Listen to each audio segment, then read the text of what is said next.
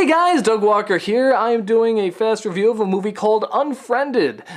This was apparently a pretty big hit over the weekend, from what I heard, and a lot of people are talking about it. It's a movie where it's all done on Skype, pretty much, and it's all done just through like these little web cameras and such, and there's been some that have tried to do this. We saw one recently called The Den that wasn't good, wasn't bad, but it sort of did a lot of cheats too, like, they take the camera everywhere, kind of like those found footage movies.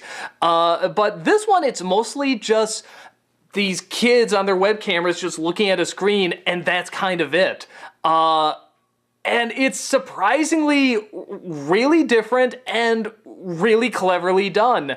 And it has great commentary, and it's really unique. But before I get into the detail of it, let me tell you the story about buying the tickets to it, which I know doesn't sound that riveting, but my wife and I were looking for a scary movie to see because she loves scary movies, but we so rarely see actual scary movies because there's so few actual good ones out there that are scary. And this weekend there was two. There's Unfriended, and then there's one called It Follows, which has like 95% on Rotten Tomatoes. So we wanted to see this movie, and there's only one showtime, so we try to get tickets, but it looks like there's only one seat. There's not two, even though we pay for two. It's like, pick your seats, plural, and there's only one shown. So we call a guy over like, hey, we can't, this is one of those movie theaters where we have to pick the seats ahead of time, and we said there's only one seat, is there two or whatever? And he just says, oh, you don't want to see that movie, it's all about... And he proceeds to just totally ruin the film, like give away what it's about and everything. And we both just kind of gave him this look like, well, thanks, we'll probably never see that movie. And he's just like, oh, no problem, no problem. Like, he really thought he saved us. I just want to save you money, guys. It's like, look, can you pay me the money I paid for this ticket then for ruining a film for me? So we were missing the showtime for that because there was only one seat. So we saw Unfriended was showing. Well, okay, that's kind of our second choice. So we picked that. And like I said, we were kind of pleasantly surprised by it. It's one of those movies where it's these, I think, five teenagers who are just having a Skype chat about God knows what. At first I was like, well, this is unrealistic. Why would they just sit around and talk and not do anything? And then I remember they're teens, and I'm like, yeah, okay. This probably does happen. Yeah, so they're sitting around just sort of talking, chatting, whatever. And it's mostly done from the screen of our one main character, of our main character, this girl who is friends with this other girl who committed suicide.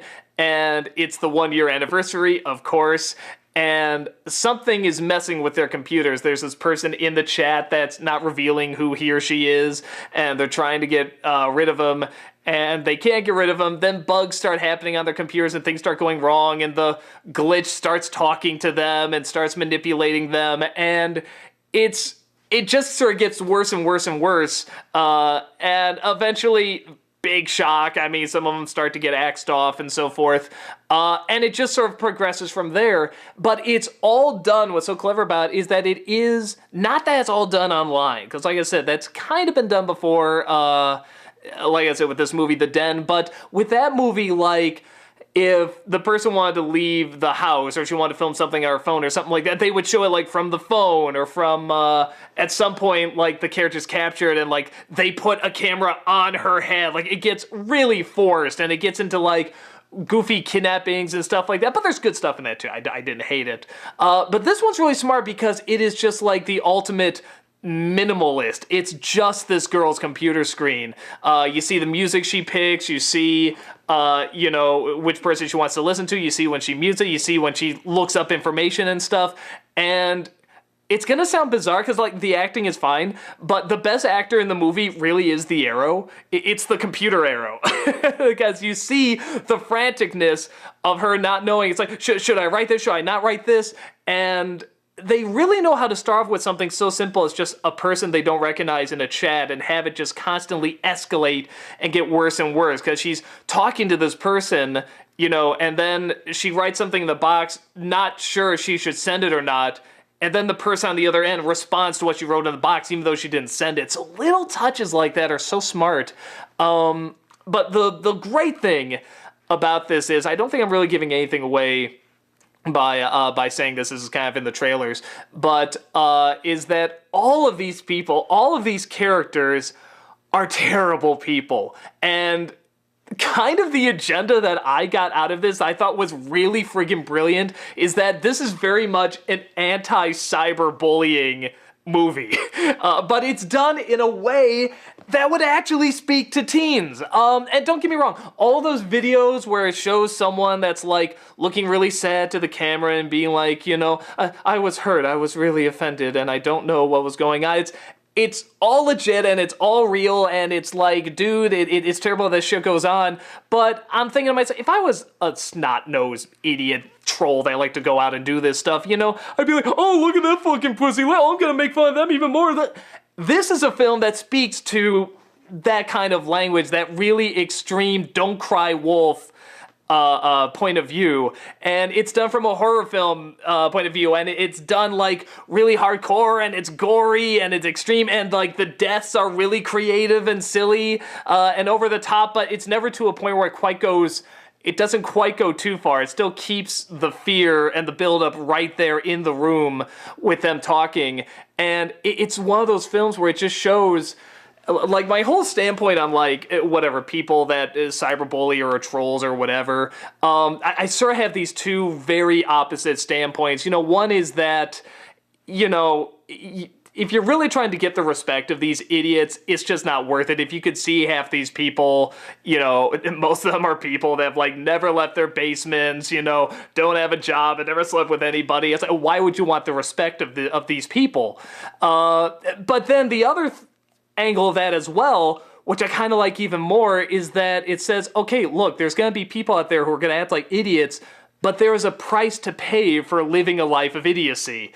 And that's what I like about this film. It's saying, look, yeah, there's going to be idiots out there, and they're going to say this kind of stuff, but you have to know there's consequences to living like a dumbass. There's consequences to going out and, you know, fuck, go kill yourself, or rape, There's consequences to that. You know, you need to actually think in order to survive. It's a crazy thought.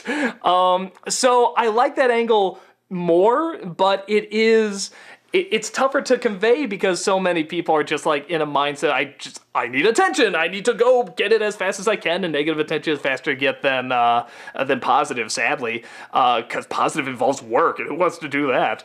So with that said, I love how these kids, they're not the typical sort of nerdy, geeky hackers. There's only one, and that is, I don't want to say like a hole in the plot or anything, but it's totally possible that, whatever, a group of super pretty, good-looking, athletic teens would have one person who's a friend who's like really overweight, not the best looking, curly hair, dirty, a stoner, a hacker, a computer geek. But it's unlikely. It happens more in movies than I think in real life. But it's totally possible. So it's, on the one hand, I'm like, this is a little weird, but, you know, you buy it. It's fine. Because you need someone who's a computer genius to show you can't do this stuff. But it shows, because this is sort of what we're discovering too, even though it's probably not as many, like, there are just spoiled brats out there, again, just looking for attention, and sadly the internet's just a really easy way to get this attention, you know, and let out their own insecurities or whatever, you know, without taking responsibility for it. And this film is saying, hey, if you're gonna do this shit, you gotta take the responsibility for it. But it does it all in a still traditional horror film manner. That's what's so wonderful about it, is that you can watch it and just enjoy it as a horror film, but in the back of your head, you're sort of thinking, yeah, maybe I shouldn't have picked on that one kid, you know, just for pretty much no reason. It's like, go kill yourself or something like that. So it's, because, I mean, we have seen, and we're going to see a lot more videos about, you know, the trials and the terrible things about cyberbullying, or just bullying in general. And trust me when I say it's not like stop those. It's like, no, they're very heartbreaking and they're hard to watch. But at the same time, you have to try other avenues that can work. And I think this one, to people who do try this stuff, it would probably, or even on the verge of kind of doing this stuff, this would probably speak a little closer, because it's just like a big punch in the face for it. And it's a horror film. So with that said, I'm not going to act like this is the big now cyberbullying is going to be gone. No, maybe it'll have no impact at all. It's a clever attempt at doing this while also telling a good, scary story. But with that said, I have a prediction for this movie. This is my guess. I think a lot of people are going to see it and they're going to be like, wow, this was great. This was really cool, and trying different stuff and everything. And because of that, there's going to be a lot of other people coming in like trying to nitpick the problems with it. And it's like they hear the hype. Oh, go ahead and scare you. Come on. And if you're going in with that attitude, you're not going to like it. Because there are, a lot of nitpicks with it that you can make fun of. For example, the main character doesn't know what a troll is. What? It's one of those things where some of these setups are like, okay, you're doing this for like the handful of people that don't know some of these computer terms, which seems silly anyway, because the whole movie is done from her screen, and if you don't know computer stuff, you're not going to be able to follow all this stuff. And then she also doesn't know how to play I Never. It's like, who doesn't know A, what a troll is, and B, how to play I Never? It's very bizarre. But again, they're doing it obviously to explain to the audience, and those scenes are kind of forced. And in terms of character, I mean, are you really going in expecting like that much like of a psychological, dive into when you go into a horror film, pretty much a slasher film where people just get axed off one by one? Not really. But they're totally serviceable and they're decent actors. I was really amazed when this movie started and it's just the girl talking to her boyfriend. And I'm like, I feel like I'm watching a conversation. This is really good. Where like the first Paranormal Activity, I'm like, I'm watching two actors. I'm sorry, they're trying their best to act realistic and read the script, but I'm watching two actors. I mean, there was never for a minute where I felt like I was watching real life. But these kids are pretty good. Once in a while, there's something that's a little forced. Like I said, what's a troll? But it's mostly done really well. And another kind of complaint I have is that the build-up in this movie is so great, and they always know, try calling the police, and they show how that doesn't work. Well, try looking up reporting it, and they show how that doesn't work. Every avenue they try to do, for the most part, they show how it can't work. If someone tries to leave, they show what happens when someone tries to leave, because it is a supernatural entity doing all this, so it's like, well, what can this thing do? But the downside of that, surprisingly, for me anyway, there was no actual scary imagery. The build-up in all of it was amazing. Like, I was laughing with joy throughout a lot of this because I loved these setups, and, suddenly there's a camera in the corner and they don't know what it is, and then, like, one of the people sits up and you see in the other camera him sit up. It's like, oh my god, there's somebody in that room. The camera's in the room, and you're waiting for it to pay off, and they're building it up, and the person's getting closer and closer. You can hear the audience going, ee! Like that. But then the actual payoff, the scary imagery that they cut to, if anything, is almost more funny than it is actually scary. They go more for the gore and the creativity of the gore than the actual scariness. And that's kind of a letdown. I really wish they would go kind of the Paranormal Activity route where it's like they would show some really actually legitimately creepy imagery. And you can, because it's a supernatural thing going on. But they don't. But the build-up is so great. And the setups are so great, and this ghost, talk to them, has a sense of humor too, has like this really evil sense of humor, and it's all done through the text. And it's so much fun to see, in a funny way, because all these people are such terrible people, you're both kind of afraid for them, but you're also kind of, you're enjoying them get their comeuppance as well.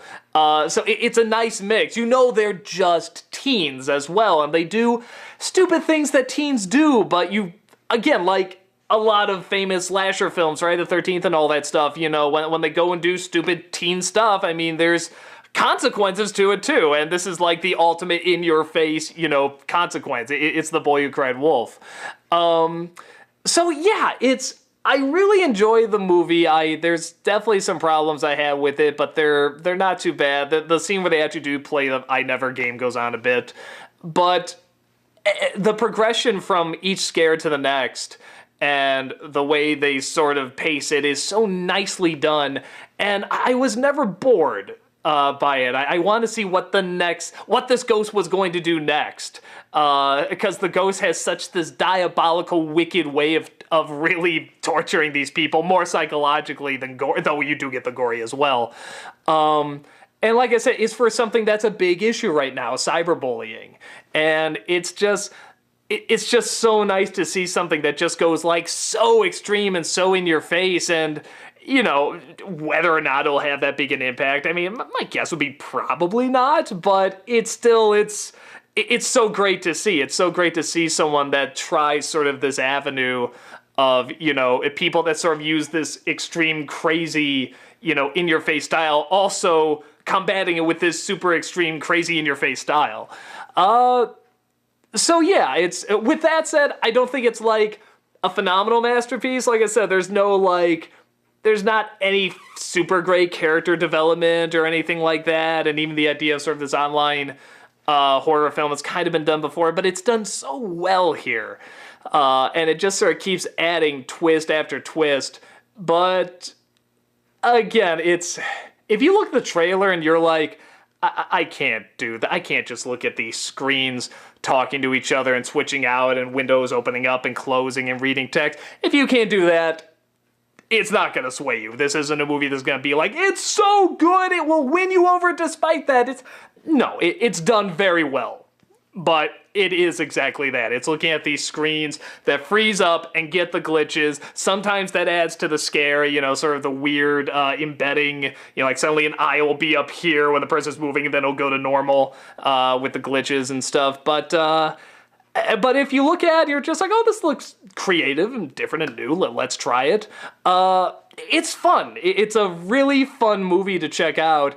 And that's one of the reasons I did the vlog, is because I'm just over anything that's trying something new and different. My big fear is that this does turn into kind of like a new found footage thing. I don't really want to see like 20 other films trying this, and I get the feeling that's going to happen.